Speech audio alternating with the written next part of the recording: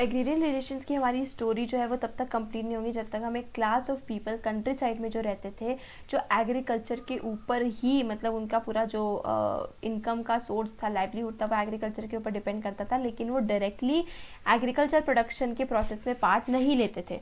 मतलब पैसा तो वो एग्रीकल्चर प्रोडक्शन से कमाते थे, लेकिन एग्रीकल्चर प्रोडक्शन का के कोई भी प्रोसेस में पार्ट नहीं लेते थे। वो क्लास थी ज़मींदार्स की।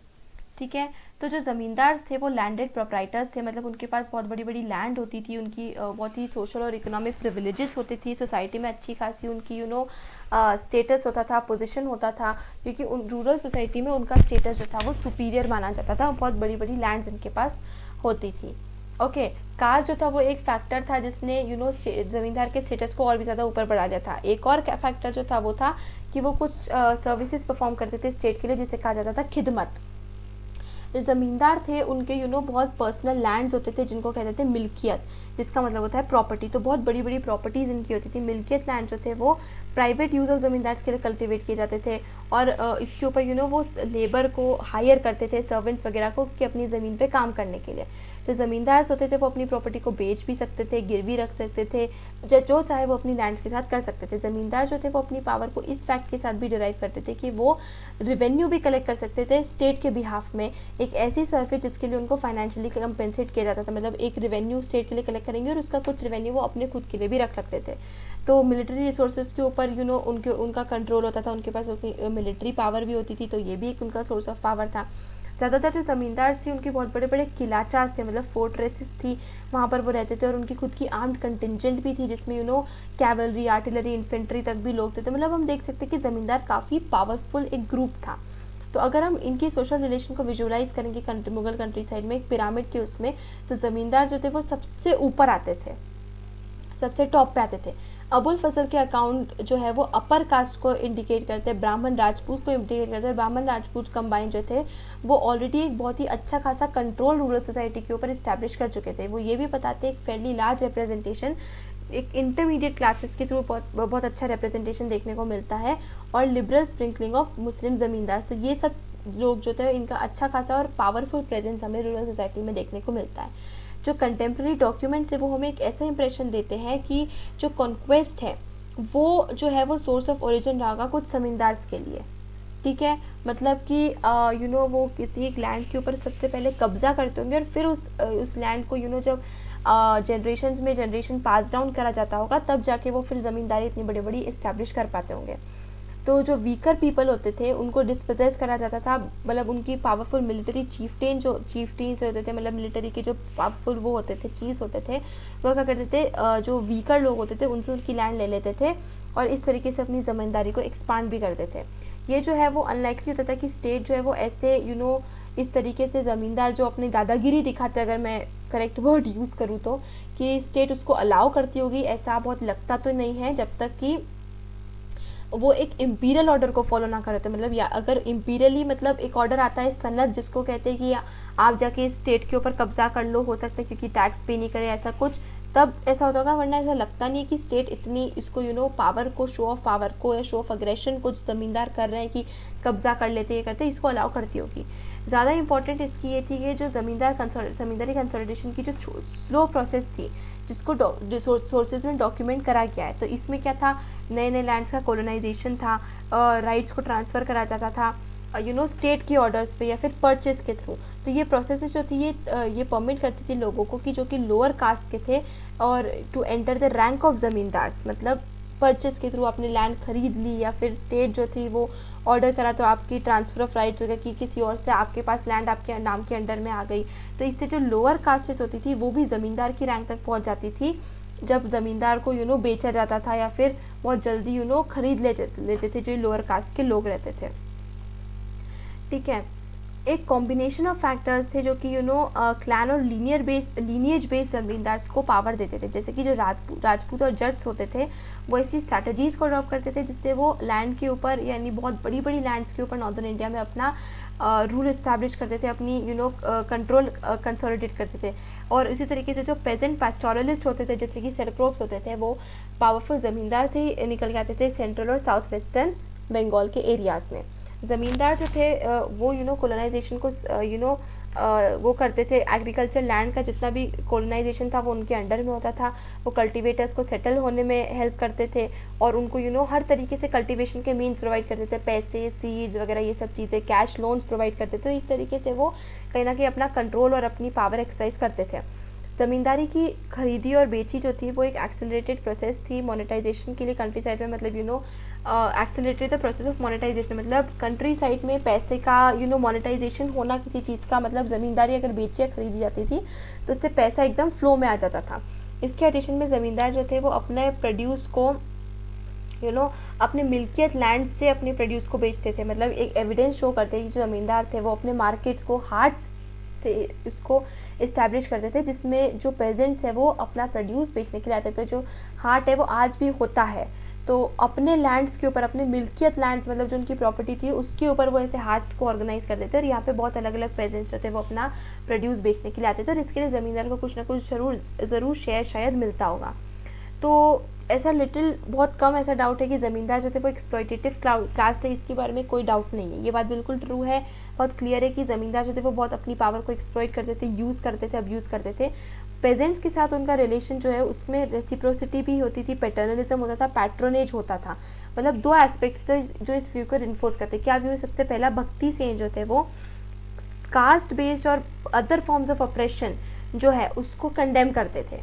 तो ये ज़मींदार जो थे और इंटरेस्टिंगली जो मनी लेंडर थे उनको एक्सप्लॉइटर्स या फिर ऑपरेटर्स ऑफ पेजेंट्री पोर्ट्रे नहीं करते थे, वो कास्ट बेस्ड फॉर्म्स को ऑपरेशन की तरह मानते थे। यूजुअली ये था कि जो रेवेन्यू ऑफिशियल होते थे स्टेट के वो इनके उनको ऑपरेटर्स की तरह शो करा जाता था, ना कि ज़मींदार या मनी लेंडर को। दूसरा जो था, बहुत एग्रेरियन अपराइजिंग्स जो थे बड़े नंबर के, वो नॉर्थ इंडिया में जो आए थे 17वीं सेंचुरी में, उसमें ज़मींदार को बहुत सपोर्ट मिलता था पेजेंट्री का। मतलब वो पेजेंट्री तो जो वो ज़मींदार की बजाय स्टेट के अगेंस्ट प्रोटेस्ट करते थे और इसमें ज़मींदार उनको बहुत सपोर्ट करते थे। तो इसीलिए ज़मींदार बड़ी एक्सप्लॉयटेटिव थे, इसका कोई डाउट नहीं है, लेकिन फिर भी एक पावर, एक पैट्रोनेज जो थी वो उसको भी काफ़ी, मतलब एक पैटर्नलिज्म जो थी वो चीज़, एलिमेंट जो थी वो उनकी ज़मींदारी में हमें फिर भी देखने को मिलती है। लैंड रेवेन्यू सिस्टम, जो लैंड से जो रेवेन्यू मिलता था वो मुगल एम्पायर का एक बहुत ही प्राइमरी सोर्स था रेवेन्यू का। ठीक है, तो ये बहुत ज़रूरी था कि जो स्टेट है वो एक ऐसा एडमिनिस्ट्रेटिव सिस्टम, अपैरेटस क्रिएट करे जो कि एग्रीकल्चर प्रोडक्शन के ऊपर अपना कंट्रोल जो है वो इस्टेब्लिश कर सके और रेवेन्यू सिस्टम को फिक्स कर सके, उससे कलेक्ट कर सके और दूर दूर तक जितना भी एम्पायर एक्सपैंड हो रहा है हर जगह से वो लैंड के, मतलब अपना प्रोड्यूस रेवेन्यू सिस्टम जो है वो कलेक्ट कर सके। ये अपैरेटस जो था, इसमें एक ऑफिस होता था, दफ्तर, दीवान का दफ्तर होता था, ऑफिस होता था, जो कि फिजिकल सिस्टम ऑफ एम्पायर को उसका काम था कि इसको सुपरवाइज करे कि कहाँ से रेवेन्यू कितना आ रहा है, आना चाहिए, नहीं आया, ये सब चीज़ें। जो रेवेन्यू ऑफिशियल्स होते थे और रिकॉर्ड कीपर्स जो होते थे वो एग्रीकल्चर डोमेन में एंटर करते थे और वो एक डिसाइसिव एजेंट बन जाते थे जो कि एग्रीरियन रिलेशंस को शेप करते थे, उसका एक बहुत ही इंपॉर्टेंट पार्ट बन जाते थे, एजेंट बन जाते थे।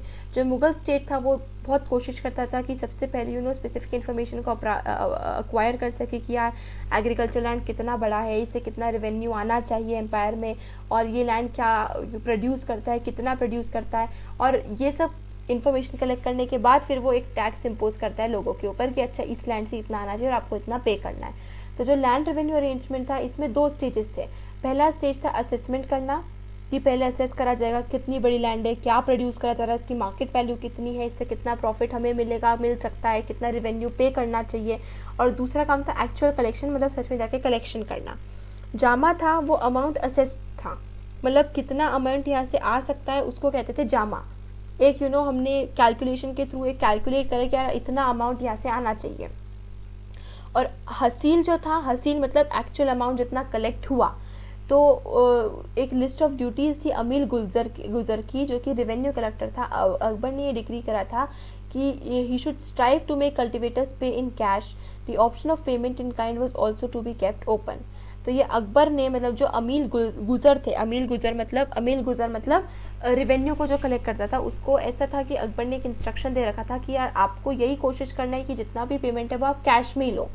फिर भी अगर कोई काइंड में पेमेंट करना चाह रहा है, काइंड में मतलब गेहूँ दे दिए, 10 किलो गेहूँ दे दिए, चावल दे दिए, इस तरीके से भी वो देना चाहे तो वो ऑप्शन को ओपन रखना था, लेकिन आपको कोशिश यही करना है कि पेमेंट कैश में होनी चाहिए। पैसे मिलना चाहिए। तो जब रेवेन्यू को फिक्स करा जाता था, ये अटेम्प्ट बना जाता था स्टेट का कि वो अपने जितने भी प्रॉफिट हो सके उसको मैक्सिमाइज कर सके, मतलब कितना ज़्यादा वो निचोड़ सकता था कल्टीवेटर से उतना वो कोशिश करता था। लेकिन ये स्कोप कि एक्चुअली में इतने क्लेम्स मिलेंगे, ये जो थे वो कई बार लोकल कंडीशंस की वजह से गड़बड़ा जाते थे कि एक्चुअल में इतना मिल नहीं पाता था, ड्राउट हो गया, फेमाइन हो गया। तो स्टेट तो यही कोशिश करता था कि वो जितना एक्सपेक्ट करता था उतना मिलना चाहिए, लेकिन उतना हर बार मिलता नहीं था। जितने भी कल्टिवेटेड या कल्टिवेबल लैंड्स थे उनको मेजर किया जाता था कि कितने लैंड को ऑलरेडी कल्टिवेट कर चुके हैं और कितने पे और कल्टिवेशन कर सकते हैं। जो एन है उसमें से बहुत सारे लैंड्स के हमें कंपाइलेशंस मिलते हैं अकबर के रूल में कि पूरी लिस्ट थी। तो एफर्ट्स करे जाते थे कि पूरे लैंड को मेजर करे, और मतलब ये एफर्ट्स जो थे कंटिन्यू थे, मतलब बाद के एम्परर्स ने भी ये एफर्ट्स कंटिन्यू रखे कि लैंड को पहले मेजर करे। जैसे कि 1665 में औरंगजेब जो थे उन्होंने बहुत ही क्लियरली इंस्ट्रक्ट करा था अपने रेवेन्यू ऑफिशियल्स को कि एनुअल रिकॉर्ड्स बनाए कि एक गांव में कितने कल्टिवेटर्स है, क्या है, उसके ऊपर प्रॉपर एनुअल रिकॉर्ड्स बनाए। फिर भी सारे एरियाज जो थे उनको सक्सेसफुली मेजर नहीं किया जा सकता था, इतनी टेक्नोलॉजी एडवांसमेंट वगैरह भी उस वक्त कहाँ थी। तो जैसे हमने देखा है फॉरेस्ट कवर बहुत बड़े बड़े थे सब कॉन्टिनेंट में, और वो उनको ज़्यादातर अनमेजर्ड ही रखा जाता था, उनको अपने इसमें कवर नहीं करते थे। आमीन जो था वो एक ऑफिशियल था जिसका काम ये था कि वो इंपीरियल रेगुलेशंस कैरी आउट हो प्रोविंसेस में, मतलब इंपीरियल जो रूलर ने जो रेगुलेशंस करे हैं वो इंश्योर करता था कि इन सभी को फॉलो किया जा रहा है कि नहीं। ठीक है। Classification of land under Akbar, ये एक लिस्टिंग क्राइटेरिया है जिसमें कि क्लासिफिकेशन होना चाहिए, जैसा कि ये आइन से एक्सेप्ट लिया गया है। एम्परर अकबर जो था in his profound sagacity classified the lands and fixed different revenue to be paid by each, मतलब उन्होंने अपनी इंटेलिजेंस और उसके अंडर हर लैंड को क्लासीफाई करा और उसमें उन्होंने डिसाइड करा कि हर लैंड से कितना रेवेन्यू आना चाहिए। पोलाद जो था वो एक लैंड था जो कि एनुअली कल्टिवेट होता था हर क्रॉप के लिए और सक्सेशन में, और उसको फैलो लेना अलाउड नहीं था। तो पोलर जैसे ऐसी लैंड थी जिसको कभी खाली नहीं छोड़ सकते थे, उसको एनुअली उसका एक क्रॉप हार्वेस्ट और वापस से उसमें सीड्स को सो करना पड़ता था। परौती एक ऐसा लैंड था जिसको कल्टीवेशन के लिए छोड़ दिया जाता था, कुछ मतलब कल्टीवेशन से छोड़ दिया जाता था, कुछ टाइम के लिए ऐसे ही खाली पड़ा रहता था ताकि वो वापस अपनी स्ट्रेंथ को रिकवर कर सके, उसके न्यूट्रिएंट्स जो है वो वापस से रिप्लेनिश हो सके। ठीक है। चच्चर एक ऐसा लैंड था जिसको 3 या 4 साल के लिए खाली छोड़ दिया है। बंजर एक ऐसा लैंड था जो 5 साल या उससे भी ज़्यादा के लिए अनकल्टिवेटेड रह चुका है। तो पहले दो में से जो पहले दो काइंड्स ऑफ लैंड है उसमें 3 क्लासेस है, गुड, मिडलिंग और बैड। तो अगर उनको हम एक साथ जोड़ेंगे, प्रोड्यूस हर तरीके के प्रोड्यूस को एक साथ जोड़ेंगे और उसका एक थर्ड रिप्रेजेंटेशन जो था, मतलब जितना भी प्रोड्यूस है उसका 1/3 जो था मीडियम प्रोड्यूस 1/3 पार्ट था उसको रॉयल ड्यूज के लिए निकाला, मतलब उसका 1/3 जो था वो as tax as royal due को उनको पे करना पड़ता था। तो आज भी हम देखते हैं, वैसे आज भी इन यूज़ किया जाता है कि फैलो लैंड और अनकल्टिवेटेड लैंड मतलब बंजर, फैलो लैंड मतलब जिसको कुछ टाइम के लिए छोड़ा गया, इस तरीके से ये क्राइटेरिया आज भी हम यूज़ करते हैं। ज्योग्राफी में अगर आप पढ़े होगे आपने, और हमने प्रीवियस उसमें पढ़ा है कि जो कल्टिवेटेड लैंड है उसको आज भी इन क्राइटेरिया के थ्रू क्लासीफाई किया जाता है। आप नेट पर जाकर और इसके बारे में सर्च कर सकते हैं। अगर आपको कुछ और क्लास 12 ह्यूमैनिटी सेक्शन से चैप्टर्स को आपको क्लैरिफाई करना है और समझना है तो मैं क्लास 12 ह्यूमैनिटी सेक्शन से हिस्ट्री, पॉलिटिकल साइंस, साइकोलॉजी और पेंटिंग सब्जेक्ट्स पे वीडियोस अपनी चैनल पे पोस्ट करती रहूँगी। क्या प्रिंसिपल्स थे जिसने मुगल स्टेट को जो मुगल स्टेट फॉलो करता था इन लैंड्स को क्लासीफाई करते वक्त, तो क्या क्या फैलो लैंड, कितनी बार कल्टीवेट किया जा रहा है, कितने टाइम के लिए उसको अनकल्टिवेटेड छोड़ दिया जा रहा है, रेवेन्यू कैसे असेस करा जाता था कि पूरे उसको ऐड करके फिर उसका 1/3 जो है उतना हिस्सा देना पड़ता था। इस तरीके से रेवेन्यू असेसमेंट होता था। क्या इम्पैक्ट पड़ता था?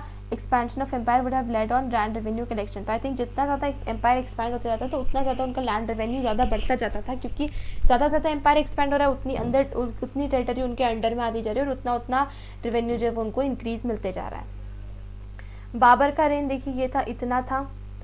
अकबर का रेंज जो था वो पूरा पिंक अच्छा खासा बड़ा था, और औरंगज़ेब का रेंज जो था वो और भी ज़्यादा, देखिए ये पूरा जो था ये औरंगज़ेब का रेंज हमें यहाँ से देखने को मिल रहा है, ये पूरा ये देखिए डॉटेड जितना भी ये, तो औरंगज़ेब का रेंज कितना बड़ा था ये हमें क्लियरली देखने को मिल रही। देखिए जितना भी डॉटेड वाला पार्ट है ना, ये मतलब सिर्फ ये और ये इन दो एरियाज़ को छोड़ के बाकी बाबर और अकबर का लगभग पूरा जो है वो औरंगज़ेब ने भी कवर करा था। मनसबदारी सिस्टम, मुगल एडमिनिस्ट्रेटिव सिस्टम जो था वो उसके एपेक्स में मिलिट्री कम ब्यूरोक्रेटिक अपैरेटस यानी मनसबदारी को फॉलो करता था, जो कि रिस्पॉन्सिबल था कि वो सिविल और मिलिट्री अफेयर्स को देखे और रेगुलेट करे। कुछ मनसबदार जो होते थे वो कैश में उनको पे किया जाता था, जिसको कहते थे नकद, जिसको आज भी बोलते हैं। और मेजॉरिटी ऑफ देम जो थे उनको असाइनमेंट्स ऑफ रेवेन्यू मतलब जागीर्स के थ्रू पेमेंट की जाती थी अलग अलग रीजन्स में एम्पायर के, तो वो पीरियडिकली ट्रांसफ़र होते थे। और इसको हम चैप्टर 9 में और ज़्यादा मनसबदारी सिस्टम को डिटेल में पढ़ेंगे। कैश और काइंड, द आइन ऑन लैंड रेवेन्यू कलेक्शन। तो लेट हिम द अमीर गुजर not make it a practice of taking only in cash but also in kind. जैसे अकबर ने रेवेन्यू आइन में लिखा है कि आप ऐसा प्रैक्टिस करें कि सिर्फ कैश में ही ना लें, आप काइंड में भी ले सकते हैं, वो जिस तरीके से पेमेंट करना चाहते हैं। जो बाद वाला है वो बहुत तरीके से इफेक्टिव है। जैसे कि पहला है कनकूत, यानी हिंदी में लैंग्वेज कन जो है वो सिग्निफाई करता है ग्रेन को, और कुत मतलब एस्टिमेट्स। तो अगर कोई डाउट्स यहाँ पर होते हैं जो क्रॉप्स है उनको कट करके एस्टिमेट करना चाहिए 3 लॉट्स में, गुड, मिडलिंग और इन्फीरियर, बैड वन। और हेजिटेशन को रिमूव करना चाहिए, मतलब उनको काट के देख सकते हैं कि कौन सा क्रॉप अच्छा है, कौन सा ठीक ठाक है और कौन सा बुरा क्वालिटी का क्रॉप है। तो ऑफन जो लैंड है उसको अप्रेजमेंट के थ्रू भी लिया जाता था, and it gives a sufficiently accurate return. ठीक है, सेकंड है मतलब एक हो गया कनकूत, एक हो गया बतई, इसको बाहुली भी कहा जाता था। जो क्रॉप्स है उनको रीप करके स्टैक करके डिवाइड करना चाहिए एग्रीमेंट के थ्रू, पार्टीज़ के प्रेजेंस में, मतलब पार्टीज जो अलग अलग पार्टीज़ प्रेजेंट है और उसके थ्रू एक अग्रीमेंट होना चाहिए कि कितना डिवाइड करके। इस केस में बहुत सारे इंटेलिजेंट इंस्पेक्टर्स चाहिए हमें, वरना फिर कुछ लोग जो झूठे या फिर जिनका इतने इरादे अच्छे नहीं हैं वो हमें धोखा दे सकते हैं। थर्ड है खेत बटाई मतलब जब वो फील्ड को डिवाइड कर देते हैं, जो फील्ड पे वो उगा रहे हैं उस फील्ड को डिवाइड कर लेते हैं। फोर्थ है लंग बटाई, मतलब ग्रेन्स को कट करने के बाद, हार्वेस्ट करने के बाद वो जब हीप्स में फॉर्म हो जाते हैं तब उसको डिवाइड करना अपने आसपास, और हर कोई जो है वो प्रॉफिट का एक शेयर अपने घर ले जा सकता है। ठीक है, तो ये जो था वो कैश और काइंड में अलग अलग तरीके से और किस तरीके से रेवेन्यू को कलेक्ट करा जा सकता है। जामा, ये औरंगजेब के ऑर्डर का एक एक्सर्प्ट है जो कि उसने अपने रेवेन्यू ऑफिशियल को दिया था 1665 में। He should direct the Amins of the Parganas that they should discover the actual conditions of cultivation, मौजूदत, village by village, peasant wise, Assam river, and after minute scrutiny assess the jama। तो मतलब वो revenue officer को कहते हैं कि आप ये बात ध्यान रखो, सारे आमीन्स को, रेवेन्यू कलेक्टर्स को डायरेक्ट कर दो कि जितने भी परगाना या जो गाँव है उनकी एक्चुअल कंडीशन को डिस्कवर किया जाए कि एक्चुअली में वहाँ पर कितनी लैंड है, कल्टीवेशन कितनी है, कितनी नहीं है। ठीक है, जिसको कहते हैं मौजूदत।